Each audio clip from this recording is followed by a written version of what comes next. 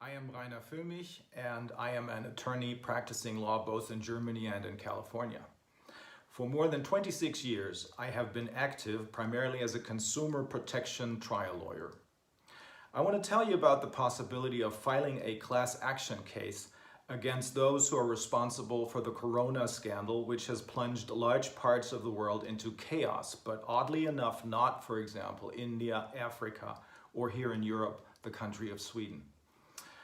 As one of 4 members of the German Corona Investigation Committee, I've been listening to medical, legal, economic, and other experts from all over the world answering our questions about how dangerous is the allegedly new strain of the coronavirus really? How reliable are the PCR tests, which are the basis for almost all those anti-corona measures?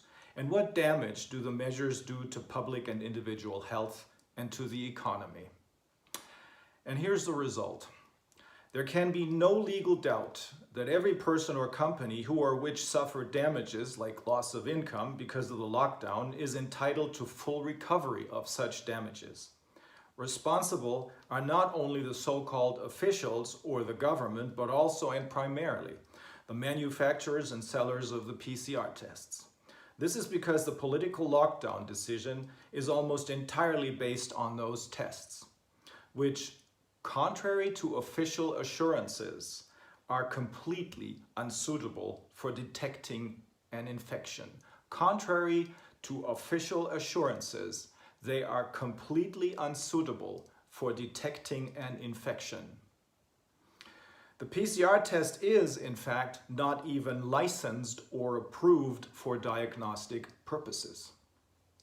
For 2 reasons, it is extremely urgent both to terminate all anti-corona measures immediately and to recover damages as quickly as possible. Firstly, there is no factual, let alone a valid legal basis for these measures, including the face masks. And secondly, because of the measures, not because of the coronavirus, the biggest wave of bankruptcies of all times threatens the world's economy right now.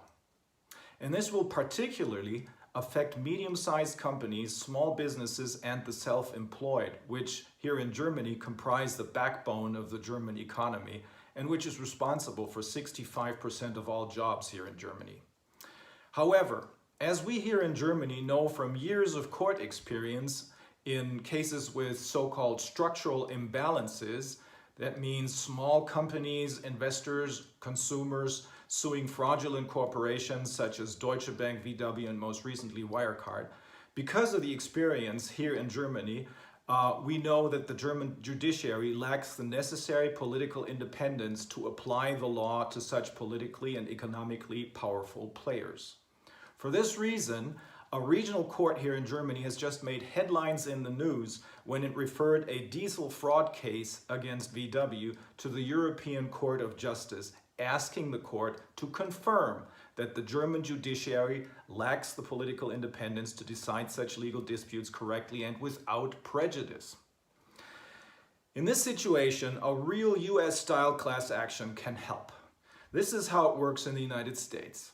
If a large number of persons or enterprises suffer the same type of damage, for example, monetary damage due to loss of income, because of the same conduct or infringement, the lockdown, a court of law may permit the resulting cases to be tried in a class action suit. The court will then publish this, typically in the generally accessible print media, if necessary also internationally, so that each individual who suffered such damage can decide whether or not he or she wants to join the class, that is, the plaintiff group. The advantage of the class action is that only one single complaint is filed, namely by a typical representative of the class. This is cheaper and usually faster than filing hundreds of thousands or more individual lawsuits, and it is less burdensome on the court system. Also, it avoids contradictory judgments. Most importantly, the applicable US law of evidence, the so-called discovery, helps tremendously. This requires that all evidence relevant for deciding the legal dispute must be produced and put on the court's table. In contrast, in contrast to German lawsuits, that is, with structural imbalance, the ones that I just talked about, the withholding or even destruction of evidence does not remain without consequences in a US court of law. Unlike it is the legal practice here in Germany, a party withholding or even destroying evidence may easily lose the case because the court may enter a default judgment against that party. In the US, that is, not here in Germany. How this works in practice is perhaps best explained through a case in which I represented a German woman many years ago. My client suffered serious damages because of defective silicone breast implants. She underwent breast reconstruction after cancer treatment. Breast implants made by Dow Corning were used for this. These implants were defective because they leaked and caused severe damage not only to my client, but also to the child she was pregnant with. Of course, my client was not the only injured party. Therefore, because there were 170,000 of such injured people, the court allowed a class action and informed all potential claimants about this class action case worldwide through publications in the generally accessible media. That is how my client learned of the class action, contacted me, and I helped her assert her claim for damages.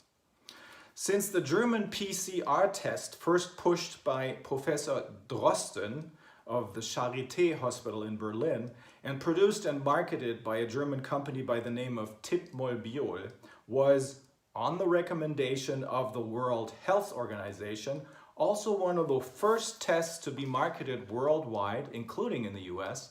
The US courts have jurisdiction for a class action to be filed against Drosten, Charité, Tipmol-Biol, and the World Health Organization. If such a class action then leads to a decision in favor of the representative plaintiff and the judgment becomes final, then this judgment is binding for the defendants with respect to every other member of the class too. Now, our Corona Committee's primary political goal is to start the long overdue public scientific discussion about, among other things, the true danger of the virus, the reliability of the tests, and above all, the collateral damage caused by the anti-corona measures, both from a health and economic point of view. And this political goal will be reached faster, we believe, if a very loud bang ends the current stampede of panic and confusion. And that is, in fact, the political purpose of this class action. If hundreds of thousands or even millions of people decide to go to court over this, this sends a signal that will, I believe, interrupt and stop the stampede and will make this badly needed public scientific discussion possible. So the higher the price tag of the damage claims, the louder this bang becomes. By the way, making the victims of the anti-corona measures whole is not only legally possible, but it also makes very clear sense economically. And that is because if we don't reimburse those small and medium-sized corporations and the self-employed for the damages they suffered, and they then all filed for bankruptcy, this would trigger enormous tax losses, but also enormous social transfer payments for, among other things, long-term unemployment payments. And that would, in any case, be much more expensive than to compensate the injured parties now and to immediately end the measures so that those injured parties have a fair chance of restarting their businesses. Thank you.